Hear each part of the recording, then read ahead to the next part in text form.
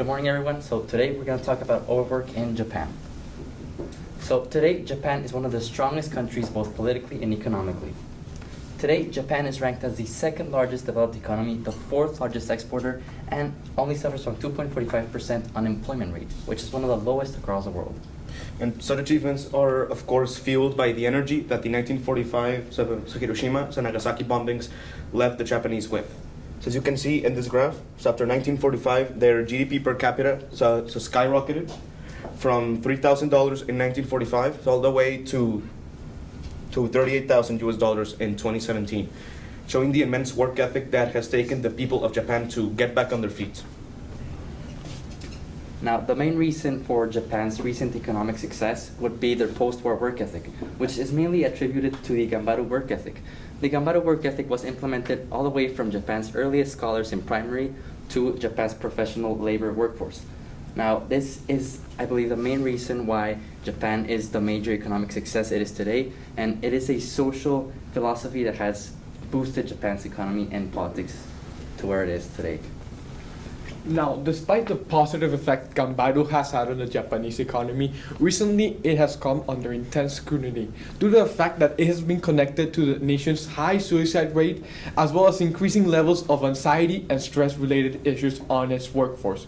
And this led us to the question, how have the negative impacts of Japan's work ethic affected the country's political, economic, and social aspect? And this led us to our argument. Japan's work ethic created a population that was overworked and overstressed. On average, and a study by Japan Times in 2016 found out that 1/4 of Japanese companies required their employees to take at least 80 hours overtime a month. In fact, it was not uncommon to find workers that logged 200 or even 300 hours a month, and this had detrimental effects on the nation's health. A 2014 study by the nation's health department found out that 60% of workers had at some point suffered from anxiety or stress-related illnesses. And this large issue created two phenomena in the nation. The first one, karoshi, death by overwork, or working so much somebody dies. And the second one, karojisatsu, or suicide by overwork. And in the last 2 decades, the numbers have skyrocketed. As you can see in this graph, the nation has averaged about 200 deaths from karoshi and karojisatsu since 2000. But despite this high number, this may not be the complete picture, as Japan Times reported in 2016 that in 2015, 2,159 people killed themselves due in part to complications in their work. That means that the number of deaths connected to overwork in the nation could potentially be higher, since it is not being properly recorded. And all these issues stem from the social stigmas in the nation. As reported by Hiroshi Ono, a professor in sociology, while Western society is individualistic and non-hierarchical, Japanese society is collectivist and hierarchical. Thus, many people do not take holidays because their bosses do not, and thus also fear that they will break up team unity. Since the nation values so much work performance, many workers are pressured by both their bosses, their peers, and their family members to do the best they can and perform to the fullest extent, thus leading to detrimental health effects in the nation's workforce. And this brings us to our first solution, the overtime regulation solution, and it basically consists of encouraging the establishment of new legislations that mandatorily reduce overtime in Japan. However, we added a second part, which is to encourage businesses and corporations for them to reduce overtime. So it's not just the government, however, so there's businesses. And the goal for this is to create, say, a less work-dense environment. The reason for all this is that we found that in 2018 there was a new legislation which reduced the work time to 45 hours a month instead of the actual 80 hours a month that was already established. However, recent evidence shows that the Japanese work the same. So this goes to show how by enforcing this political action, we are not necessarily guaranteeing results within the people of Japan.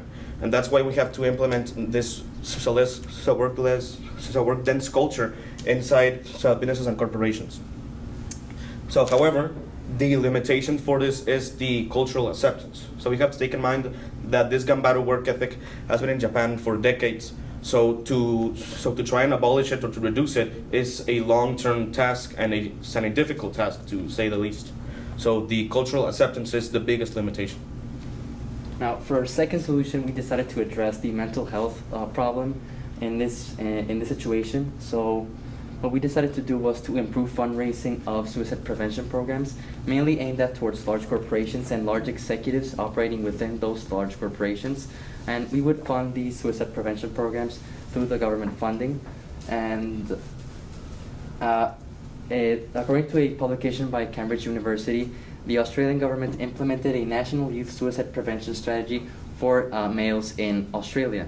This program received a 10 to 13% decrease in suicides, meaning that there was a large population in Australia that was actually saved by a government-backed suicide prevention program in Australia. Now, if we could apply this to Japan, we believe that thousands of lives could be saved every year. Now, the limitations of this, of course, would be the fact that if we decide to use government funding, there would be underfunding in other areas of government and in Japan. And there are also negative stigmas surrounding suicide prevention programs that are actually preventing thousands of Japanese people to seek these programs, as they view depression and anxiety as sicknesses that can be dealt with by themselves, and they make them less valuable in their own workforce. Now, another limitation that we must consider is the fact that Japan as a nation has been suffering from a massive debt issue. Currently, the Japanese government has one of the highest GDP to debt ratios in the whole world. And implementing such a costly program, such as the one in Australia, which currently costs billions of dollars, could have a detrimental effect on the Japanese government's ability to carry out its normal task. Adding on, as Felipe mentioned, this is a very socially accepted social norm. So trying to push this into Japanese workers might receive a severe pushback from the workers themselves and the Japanese society. So this program has to be carefully implemented in order to not hinder or not push away any workers that are currently suffering from such an issue. Since again, this is a socially accepted norm that people respect and people believe they must carry out in order to be valuable as a person. Now, in conclusion, this Gambaro has had a marvelous effect on Japan. It made one of the weakest economies, a nation completely destroyed by war, into the largest exporter in Asia and one of the largest manufacturing centers in all the world. And it made Japan the nation it is today, one recognizable by its scars, by its technology, and by its culture. But right now, it is holding back the nation, as it is creating a massive health crisis by creating a population that is suffering from anxiety, from stress, and that is prone to suicide. Thus, it is important that the nation carries out the previously mentioned solution, that of regulating and reducing overtime hours, as well as implementing suicide prevention programs and increasing them in order that it can reach the wider population. Thank you. Thank you, Jamie. I have a few questions for you. Felipe, describe how the content of the team presentation was changed as a result of the group discussion. Thank you, Mr. Burns. So initially, we thought of including a third solution that regarded the psychological, or that delved more deeply into the other psychological effects of overworking in Japan. However, after further team discussion, we decided to exclude a third solution, and we just simply focused on addressing our two existing solutions and providing more research towards them. Okay, thank you, Felipe. Hernan, how did the group decide to include Marco's perspective lens or conclusions into your overall presentation? So his lens, the economic lens, was included in our presentation. So when we talk about the GDP per capita and how Japan was rebuilt from war, we decided to include his perspectives just because of how effective it was to show how this work ethic was brought to life, why this is so present in Japan as of right now. But yeah, those economic slides were Marcos's lenses. Thank you. Marco, In the future, what change would you make to your group norms, and how would you expect that to improve the team presentation? And could you repeat the question, please? Yeah. In the future, what change would you make to your group norms, and how would you expect that to improve the team presentation? And great question. Social norm within a group that I believe we should change in the future in order to improve our work is how we communicate. During this project, we had a lot of there was a lot of times we had to work outside class or in our homes, and we needed to communicate. Now, the issue I feel we had as a group was that we communicated through too many different mediums, either through Slack, through WhatsApp, and in some instances, even Instagram messages. I believe that if we would have established a rule saying this is the official form of communication, or if we have something important to say, you say it here, we could have better cooperated and saved ourselves from a couple hours of mayhem or confusion, since we knew where to get the information our teammates were sending that was important. Thank you.